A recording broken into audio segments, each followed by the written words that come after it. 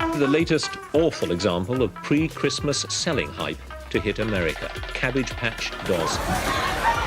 In the mid-'80s, when I was in film school at UCLA, I wanted to write a dark satire about how marketing affects children. A full-grown woman taking a doll out of a child's hand? I was very aware of how cynical that world is. Animatronic puppetry had gotten to a level of sophistication that you could do pretty much anything with a puppet. As a kid, you imagine them coming to life or being your friend, and then to find that in a film like Child's Play, where the doll comes to life, I can talk to him, but then he wants to kill you. Hi, I'm Chucky. Wanna play? It's never been done before. However, it's such a fun concept, if I could provide the audience with any rationale for it happening in reality, it was going to be a hell of a ride.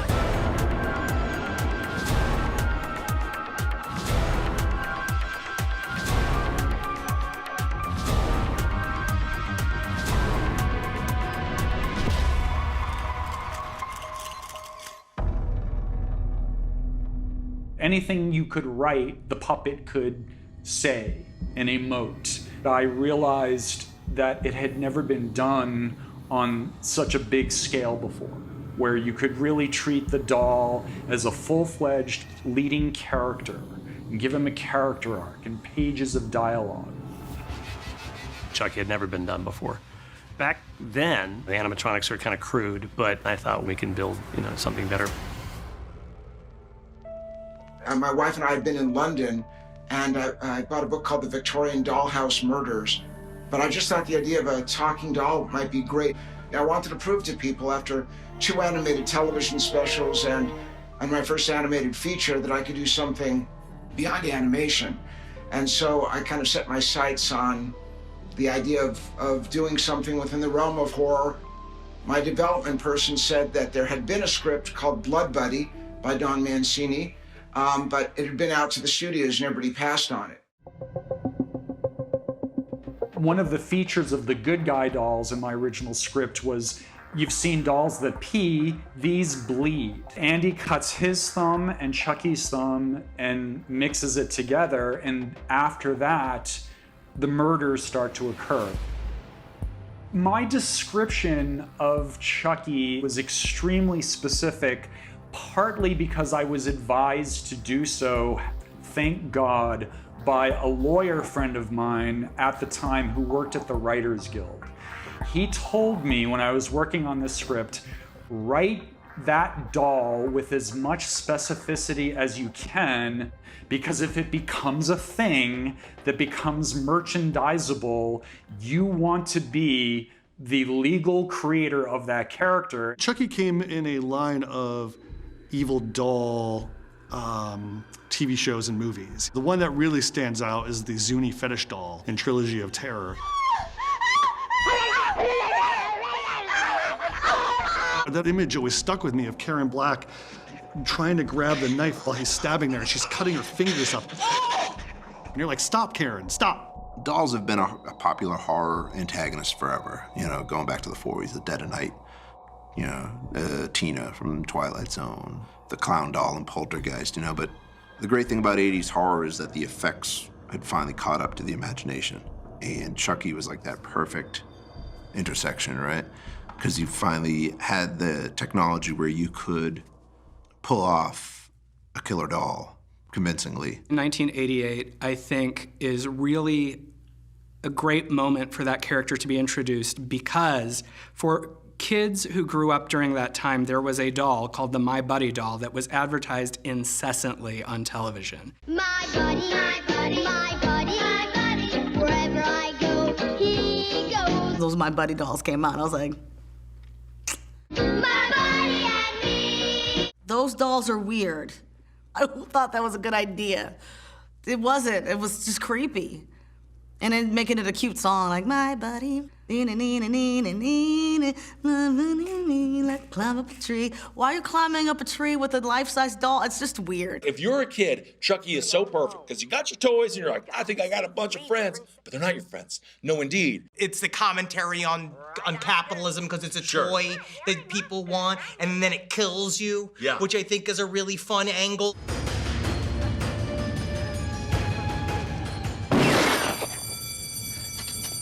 I came up with the notion of what I called that Frankenstein moment of Charles Lee Ray passing his soul onto the Chucky doll. Now, Tom Holland said that wasn't enough. They needed somebody to justify Charles Lee Ray being transposed into the body of that doll. And it was such a crazy thing. I needed something as fantastical as the concept. And the thing that was the catch-all for all weird things that happened was voodoo. The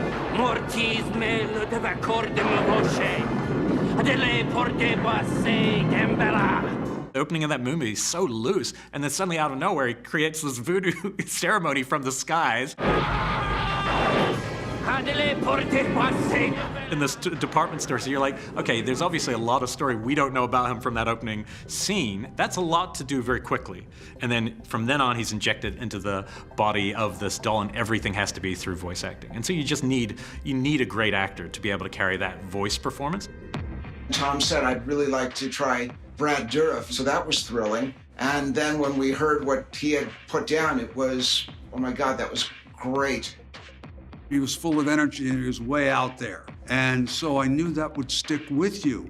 And whenever you saw that doll, you were thinking, oh my goodness, Charles Lee Ray, Brad Dourif, in that one scene defined Chucky throughout the entire movie. Oh God, I'm dying. You hear that, you son of a bitch? I'm gonna get you for it! You have to remember when you do voice for a doll, all the voice is done first.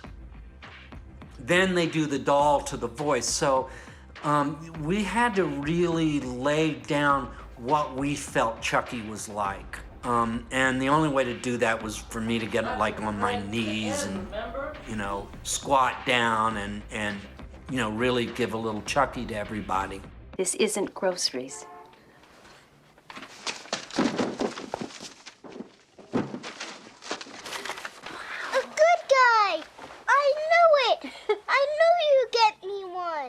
I was a little like, it's not horror. This is some drama about a mom and a son. And they started saying, well, we go to LA next week, then we'll get the doll. And I went, the doll, okay. Damn it. That makes it horror. I got that script and David came over and just had finished Nightmare on Elm Street 3. I turned the Freddy Snake head on for him, so it was a big, huge head. But it was animatronic. It had, the cable movement and had eye movement. And David loved it. And that's how I got kind of involved with it. David had ideas, that he came in with. We talked about all the psychology of the doll and what scared him about the script and stuff like that. So we had a really great meeting. Then I just went to started, sculpting off of what David had talked about. Corky. The voice that was used for that doll, they hired him to do the good guy doll. Hi, pal. My name's Corky. Hi, I'm Chucky. And side note was that after the Child's Play film came out, mothers were bringing those dolls back to the store and asking for their money back, and eventually we put that company out of business, unfortunately. But back to the doll, we used this green clay. We used to use pink dental acrylic for the eyes. So as I brought the sculpture in to all these meetings, they would compare it to the Corky doll. They would say, it's not very attractive. I mean, look how cute Corky is. So I went back to the shop and I took my Corky that they had given me and I tore it all its hair and I painted it green, clay green, and then I put 2 pink orbs in it and I brought it back into them and said, now which one's cuter? And they ended up saying, okay, go ahead and mold it. Looking back, I think I was so young and naive. I just thought, I'll find somebody to bring the doll to life. And Kevin Yeager was that person. I just heard Kevin Yeager, he made the doll. Oh my God, he's amazing. Right. And I just developed a crush. I'd go to set on days I wasn't working. in a short skirt. Just try my... But anyway, it was the wrap party, and Kevin was there, and I just said, did we have a little thing going? And he took my hand behind the Chicago scrim, you know, and he kissed me, just a little kiss, and I went, I'm done. Oh my God. So we've been married 30 years. Hi, Catherine. Hi, how are you? I know you're sick of looking at me. I had built, I think, a total of like 7 to 9 different Chuckies or Chucky parts. One was a full cable Chucky. We had a servo Chucky. Then I had a kicking, flailing one that you could toss and throw around, and it would look like it was, you know, upset or whatever, throwing a tantrum. What Kevin Yeager did with Chucky was remarkable. The amount of articulation and facial modulation that he gave him. It's me, Chucky. What do you think? The gree work? The way that Chucky moves, it feels like a doll, but at the same time, it doesn't feel like a doll. Chucky doesn't scare me in the same way that Michael Myers does. He doesn't scare me in the same way that Freddy does. But he's just cool. He's funny. He doesn't have to wait for a kill scene in order to be a smartass. He's also a complete dick. I said talk to me, damn it, or else I'm gonna throw you in the fire! You stupid bitch! You filthy slut! Did you fuck with me? As an adult, it's funny to see someone who's so misogynistic actually have the Napoleonic stature to match that rude, terrible, entitled mentality. And so, from a woman's perspective, it's actually pretty fun to watch Chucky now, just seeing him as a reply guy in human doll-like form. I mean, it's so ridiculous and offensive, but it's hilarious, right? And I love that. Some child left their doll in the elevator. You know, in the elevator, come on, that's classic. Ugly doll. Fuck you. I love a funny slasher villain, and I think Chucky is so funny. It's hot damn. Do I love that movie? The basis of horror, no matter what it is, you're facing a monster, and the definition of a monster is something that is going to get you with whom or with which you cannot negotiate. Mommy! You are prey. And that's what Chucky is.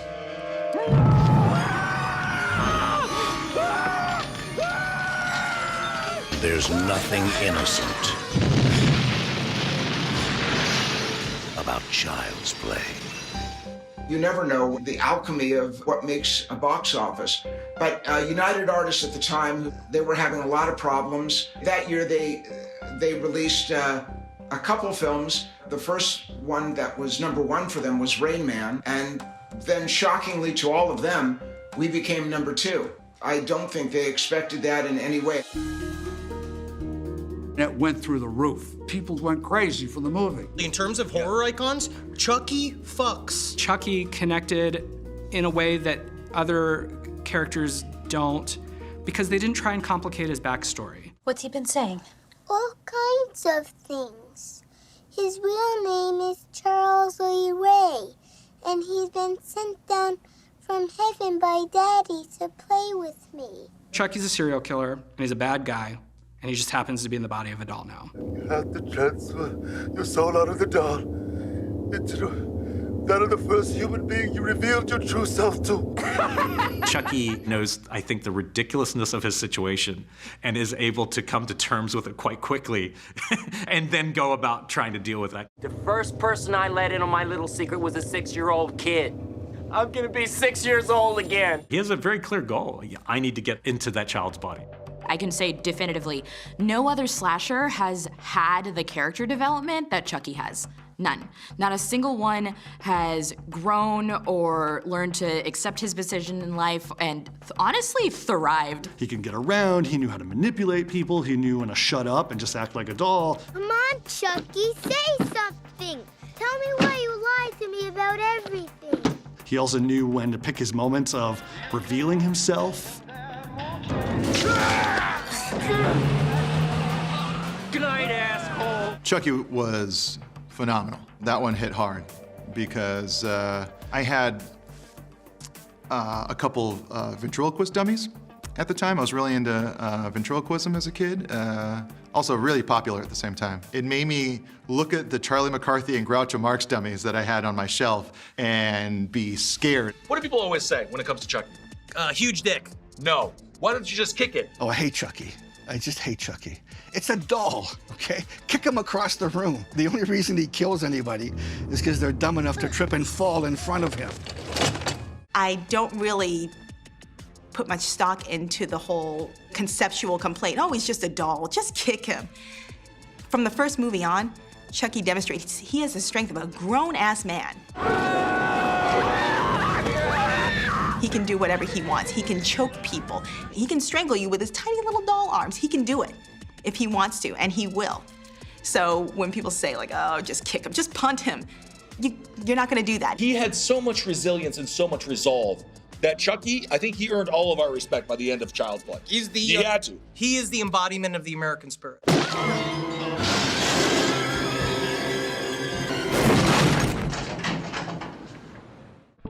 The first film did very well, and the studio said, we want to make a second one, and I was thrilled, and I called Don, and I said, will you write this? And he was thrilled as well.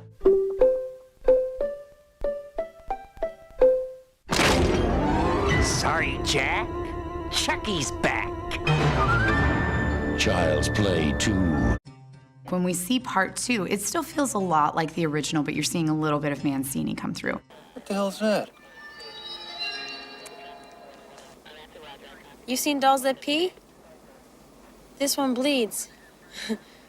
He's this little shit running around causing mayhem, and I think people really like those characters. Chucky was not in the initial advertising. You just saw his eyes. You didn't see him as a doll. By the time of the second one, Chucky was front and center in the advertising. Amazing, isn't it?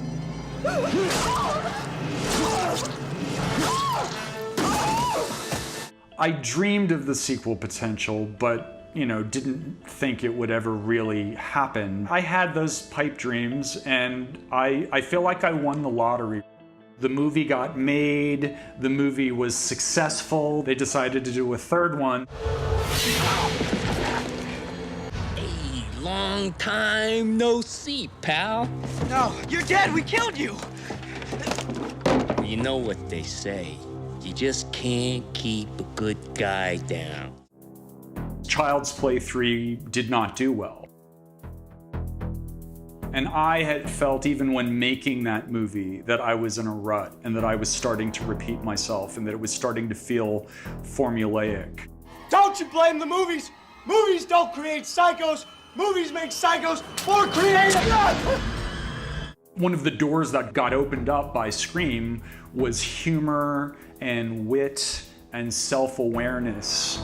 It allowed me to really focus in on Chucky as a character and really start to get into more about what makes this guy, what makes Chucky tick. It was just really an opportunity to do something with our slasher icon that no one else had really done. Child's Play moved from MGM to Universal, and so from there they could no longer use the title Child's Play, but what happened was they used the title Chucky, and that's because he was that character that everyone latched on to. Tiff? Those dishes aren't gonna wash themselves, you know. What are you doing? It's been fun to watch Chucky evolve over those years, but evolve with consistency. It wasn't evolving because new people came in and wanted to do something different. Here's the first one. Oh, look, it's Donnie.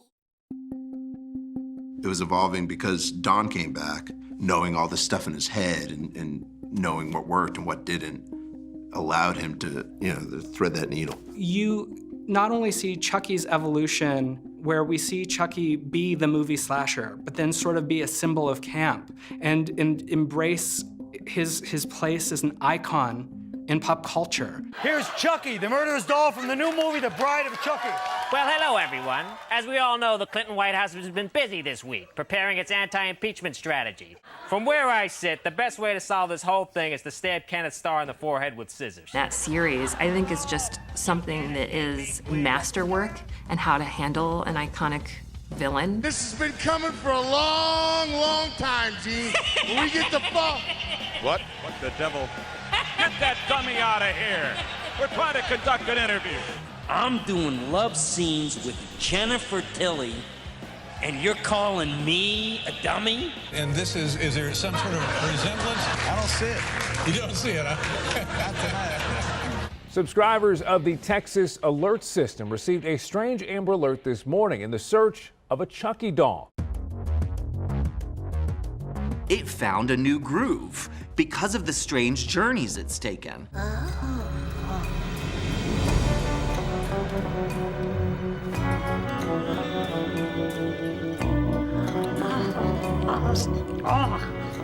When they had sex, I was shocked.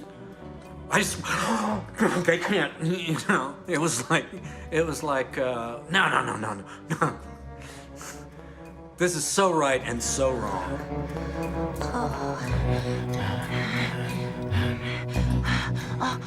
Wait. What? Have you got a rubber? That's amazing. I mean, at one point, Jennifer says, wait, stop. Don't we need a rubber? Have I got a rubber? Yeah. Tiff, look at me. I'm all rubber. Brad Dourif is incredible, and the alpha brain genius of what actor can hold a candle to Brad Dourif being Jennifer Tilly. Good God. I just love the fact that the two would sit back in a van in Bride of Chucky and they would be laughing and talking about their relationship. Sucker. I think they make a cute couple. I heard back from somebody that was over at Universal, and they said that they were blown away by it because they had never seen two puppets interact like that. They forgot they were watching puppets. And if you ask me, it'd be a shame to break them up, if you know what I mean. Chucky's cool. Chucky's the dude I want to hang out with. There's just something about, like, you know, being out with your buddies, like it's like 1 a.m., maybe the party's kind of dying down, and you get like a text from Chucky. It's like, looks like Chucky's gonna roll through. Everybody wants to show back up. You're ordering pizza. You know Chucky's coming. That's a fun part of the entourage. He is the coolest guy ever. He's fucking hanging out. Mommy's tired. Time to go to sleep.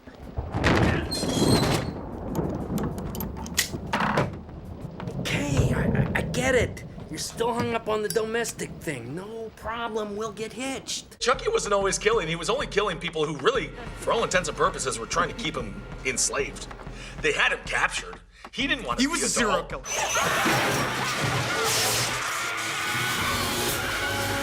But then he made his own wife later on, which is also makes Chucky so cool. Chucky is the coolest. The second he realized, like, he can get a lot done being a doll, he starts a family.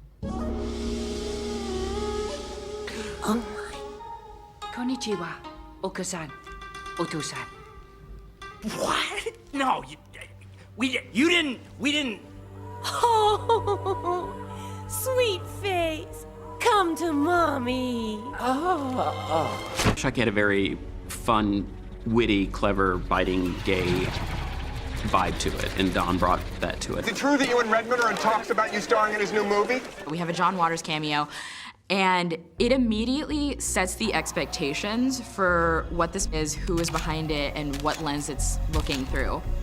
Right down to the names that are given to Tiffany and Chucky's child, which is Glenn and Glenda, which is a reference to Ed Wood. Honestly, I spent a long time thinking about it. I think Glenn and Glenda might be the first conversation movies that I'd ever seen that doesn't equate genitalia with gender. I'm gratified by the fact that it seems to have really found its place in pop culture. The whole LGBTQ aspect of it, I always hear from young people who tell me that the character of Glenda meant a lot to them, to see a new kind of representation in a mainstream horror movie. What am I?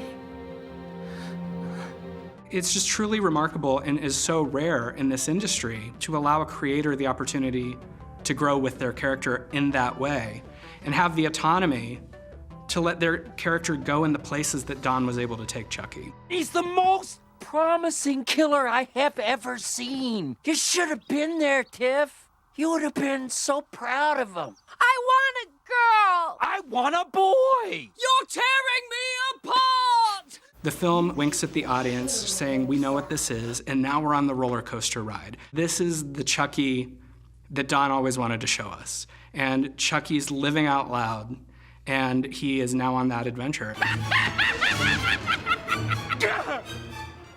Glenn? Guess again, Daddy. Glenda? That's my name. Don't you wear it out. Oh, shit. Bride was a huge turn, Seed was a huge turn, and then Curse was as well. Chucky's my friend till the end. It's a doll.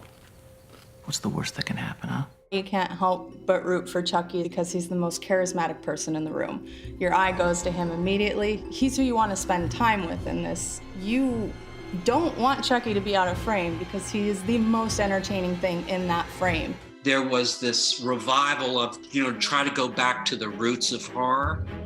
And of course, that was Curse and Cult. When Chucky returns in Curse and Cult, it centers around this idea that Chucky has sort of become an urban legend. This creature that's like even larger in myth than he is in fact.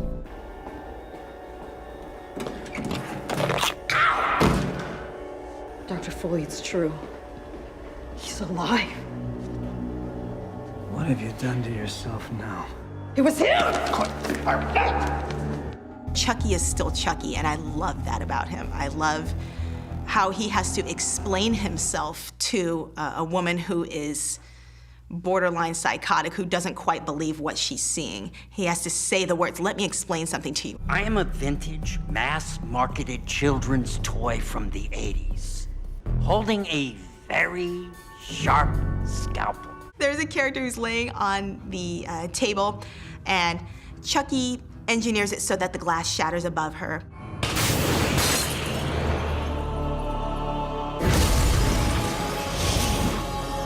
As the shards come down, she can see her own death coming. And that is one of the scariest things in the world to me, to be able to see it coming and not be able to do anything but scream.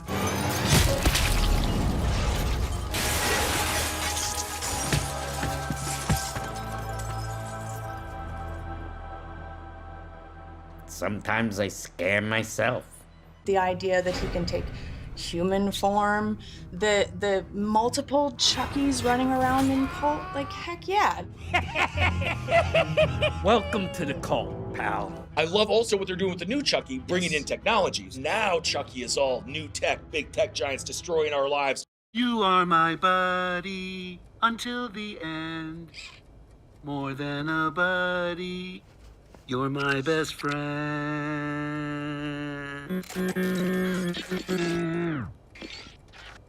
Right. Totally not weird at all. There's such a fear as our kids get into the cyber world of what are they going to get into? What are the threats out there? And by imbuing that into Chucky, I thought it kind of made it a little more provocative than I expected for a remake. I like that they actually did sort of bring it into the 21st century.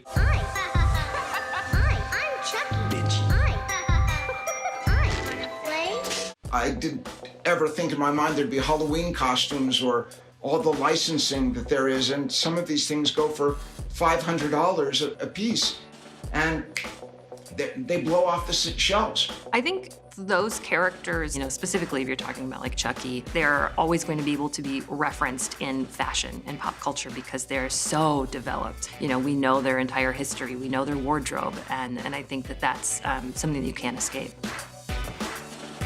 You got Nicki Minaj dressing as a Bride of Chucky, and she may or may not have seen the movie, but she knows that Jennifer Tilly is fucking rad. The reason why Chucky has survived in the way it survived and how important it still is in our culture is because of Don Mancini.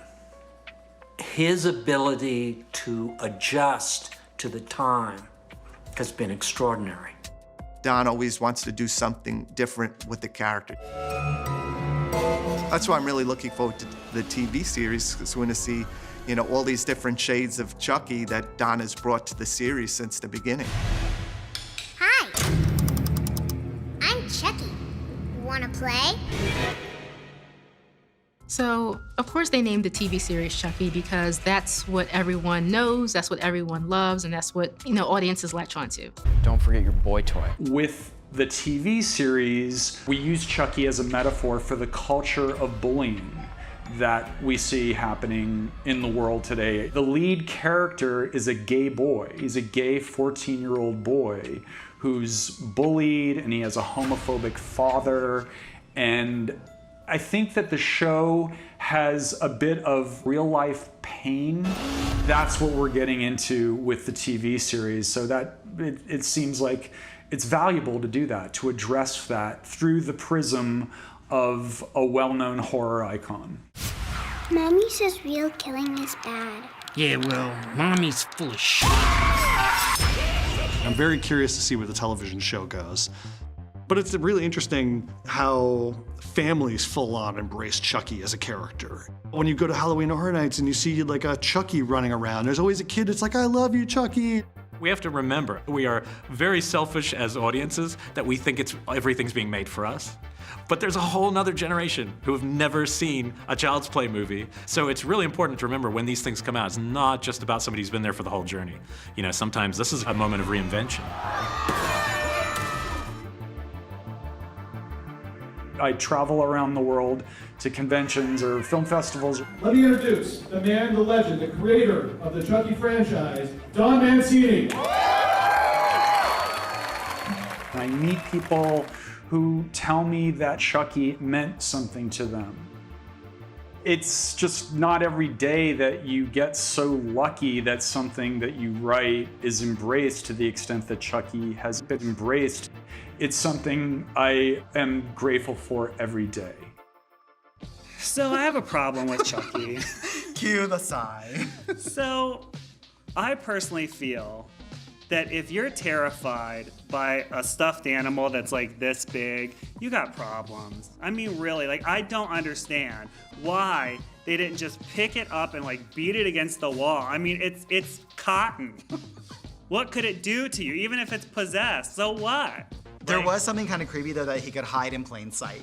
Like in a child's room or in the escape of a house, he could live in that space and be kind of like this present threat. That one time. Then once you get your hands on him, it should be over, right? Just rip his arms off and throw him down the stairs. Problem solved.